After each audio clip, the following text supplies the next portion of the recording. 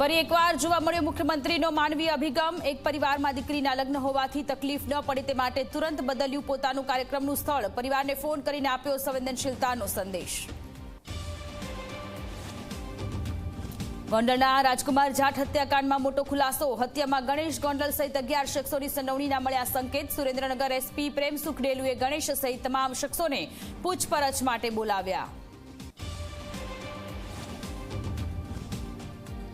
સમગ્ર રાજ્યભરમાં ઠંડીનું જોર વધ્યું। 10 ડિગ્રી સાથે નલિયા સૌથી ઠંડુ ગાર। અન્ય શહેરોનો પારો ગગડતા લોકો ઠૂંઠવાયા। હજુ પણ ઠંડીનું જોર વધશે।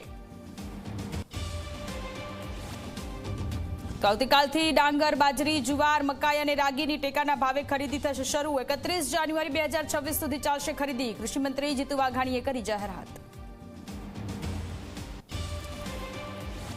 નાયબ મુખ્યમંત્રી હર્ષ સંઘવીએ કરી મોટી જાહેરાત। ગુજરાત પોલીસ વિભાગમાં 14,507ની થશે નવી ભરતી। પીએસઆઈ સહિતની મુખ્ય કેડરમાં થશે ભરતી।